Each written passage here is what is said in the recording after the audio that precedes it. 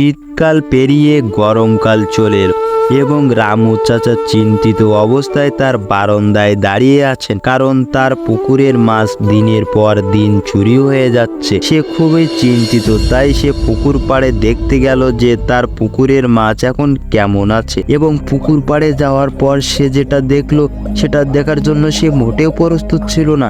সেখানে সে কিছু কিছু মাছ সাঁতার খেলে বেড়াচ্ছে এবং প্রায় সব মাছ মারা গেছে। সে আরো হতাশ হয়ে গেল এবং বলতে লাগলো, এইভাবে দিনের পর দিন চলতে পারে না। মাছ পুকুর থেকে কে চুরি করছে আমাকে জানতেই হবে। আজ মেলা রাত হয়ে গেছে, তাই বাড়ি চলে যায়।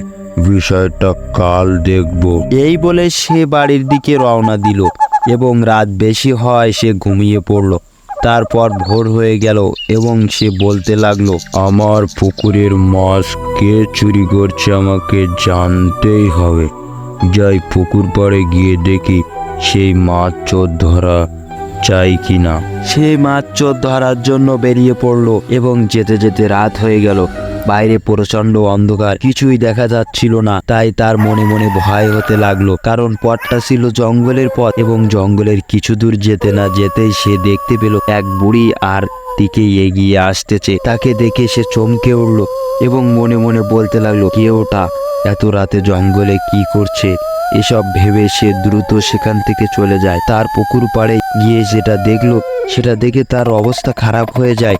সে দেখে একটা পেতনি ওখানে মাছ খাচ্ছে। এটা দেখে রামু চাচা ওখান থেকে অজ্ঞান হয়ে যায়। পরের দিন সকালবেলায় গ্রামবাসীরা তাকে তার বাড়িতে নিয়ে আসে এবং জ্ঞান ফেরার পরে সব ঘটনা শুনে গ্রামবাসীরাও ভয় পেয়ে যায়।